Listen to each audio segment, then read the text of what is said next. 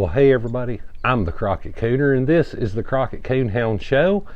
And for those of you that have been following along here on my little video about how you can repair the blowers and things out of the holiday inflatables, you know, here we had a 4-alarm Christmas problem. Now guys, this is part 2 of this video, so if you're just seeing this video, you might want to go and check out part 1 where I disassemble my, however tall he is, 20-foot Santa Claus, and we actually fixed this blower motor. We did a little greasing and taking apart and things. But I had mentioned to some of you guys the other day, for everybody that's following along, about the lights that light up the Santa Claus on the inside, and I'd said that there were some little covers that go like this on the light bulbs.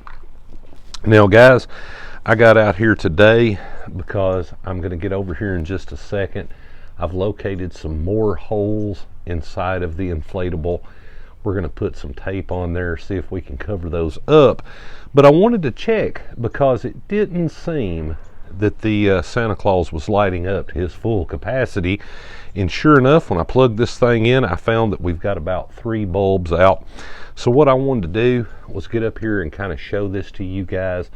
Now, a lot of the older inflatables have these little covers for the lights and things. If you notice, there is a little clip right there, one identical to it on the other side. It does nothing more than clips around the bulb. It keeps them out of the moisture and things. It also keeps things from shattering. But now I suspect that when the Santa Claus was in fact built, they had the older style bulbs. I'm going to fix that one in editing there. You can tell the filament there and it's burned out. But I'm going to try to replace it with some of our newer, well, I guess I better turn those where you can see it, LED bulbs. So maybe we can get a fuller effect on everything that's going on and really get him lit up out there for the holidays in the front yard. But now what I'm going to do, guys, is I'm going to get up here, I'm going to plug the little motor in so we can figure out which ones of these lights are officially burned out. I'm going to replace them. We're going to take a look, see how that goes. So let me get at it right quick. Oh, kind of get up here off camera for just a second, guys. I can tell if I can get it plugged in. Now you guys can see right there, like I said, we did have a few bulbs and things that are burned out. So let's give it a go. It could be, guys, I don't know. I know in times past all of my Santa Claus lit up, but it may be that there's actually something wrong here with this power cord. We may be going to have to change. No, I believe we're going to be able to fix it. But these, like I said, are really simple. They just fit back in there. Now there is a way that the actual fixture itself goes inside of this. And if I can get it turned right, I'll get it in there for you guys. We'll kind of take a look at them. I hope I can get it back in there right. I got it apart, sure enough. Let's see here. Come on. Yeah, that's what I thought. I turned it the wrong way, guys. I'm gonna turn it around. It fits on there kind of odd. You wouldn't think it'd go that way, but it does. But it's that easy. What I'm gonna do, guys, is I'm gonna get these other 2 changed right here, and we're gonna get back over here, and what we're gonna do is we're gonna take a look at the Santa Claus. I've already disassembled him completely from the base for those of you that have been following along, and we're going to get him out there. We're just going to tape up some holes. These are not that difficult to put back in. All there is some strings inside the Santa Claus that holds it on, and then we're going to get him out front and we're going to air him up and see how everything looks. Guys, now I've got over here, I got our Santa Claus all stretched out. Like I said, he was separated from the base, but now for those of you that have seen part 1 of this video, you do know that there was a hole up, I believe, on his left shoulder. I believe it was his left shoulder. But as I got to looking, guys, now here's another prime example.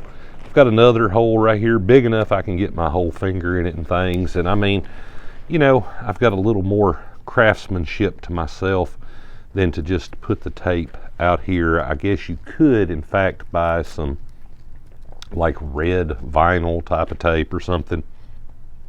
But I'm going to use Gorilla Tape. If you guys have ever used this stuff, I know a lot of people would like to say, well, it's duct tape. But no, really it's not. In my opinion, this stuff is a lot thicker and a lot, well, more sticky, I guess is the technical term. But you can fix about anything with it. But the key to it, now I've done this before, I'm going to show you guys, is to actually go from the inside. So I'm going to try to just locate her hole. I keep losing it because this guy's pretty big. There it is. And what we're going to do, guys, is I'm going to go from the inside, and we're not going to get carried away with the tape and try to put too many big pieces on here. But actually, I do believe, guys, that on this old inflatable, there's our hole. There's really more or less, I'm going to call it about 3 or 4 holes. Now, that doesn't seem like it could be enough to make him leak air too quickly, but no more air than what the little pump was turning out. It was doing a fine job. I would say he was halfway inflated, but we want to get him fully inflated and standing as tall as we can. Now, you will at nighttime many times see the tape, but the key to this is, guys, to get it to work is to find your holes. I've got them right here. I'm going to sit it up on the bench part of my table, and when we tape, I'm going to try to get it pulled out there, the fabric under it, as flat as I possibly can, like so. And that way we are making a really good bond. Now, as luck would have it, there's another little small hole right here beside the big hole that's under the patch, guys. I'm just going to cut another piece of tape and literally cross this the best I can. I know that you'll be able to see it from the outside and things. Uh-oh, now that could be a problem. There we go. At least I didn't get it stuck all the way.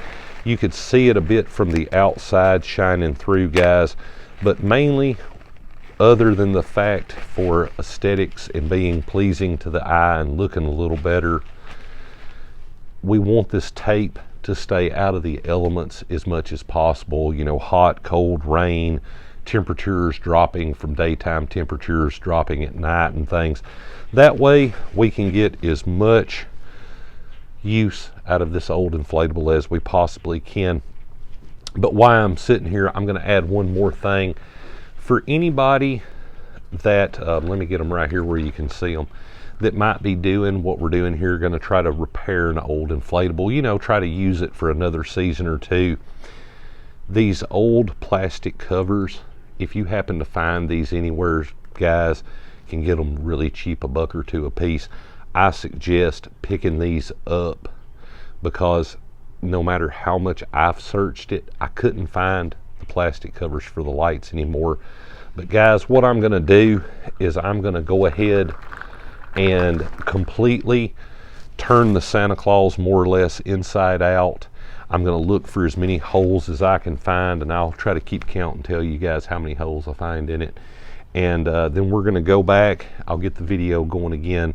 We're going to reattach this guy to the base, take him around front in the front yard, plug him up, see what we got.